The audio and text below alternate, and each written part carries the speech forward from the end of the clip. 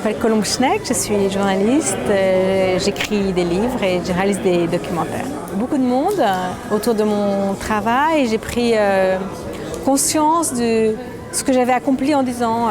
J'ai écrit 8 livres, j'ai parcouru un certain chemin et qui a été évoqué ce soir et j'en suis très heureuse.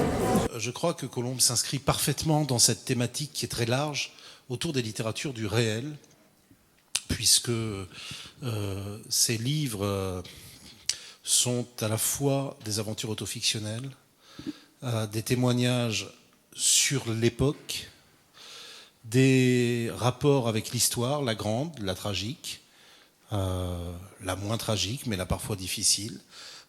Les ombres de la mémoire sont très très présentes dans les différents livres, à différents titres bien sûr, mais dans les différents livres de Colombe. Et puis en même temps, ça peut être perçu comme des essais sociologiques. Pour les critiques littéraires, une journée de télévision, qui commençait à écrire, c'était vraiment la lie de la terre, quoi. C'était vraiment ridicule.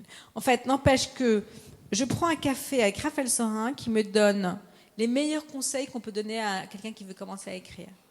Il me dit, des grands écrivains en France, il y en a 3, t'en fais pas partie, donc tu es modeste.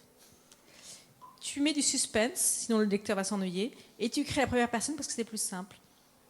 Et donc je lui raconte que je veux créer un livre sur ma grand-mère qui est tellement chiante et formidable en même temps, qui est un personnage de livre.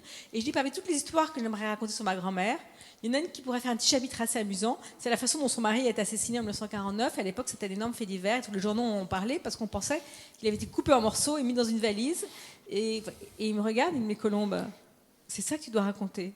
Je dis, ah bon ? Laquelle Colombe Schneck, ne reculant devant aucun sacrifice, bien entendu, signe ses ouvrages. J'imagine que c'est juste derrière le gradin. Voilà. Merci.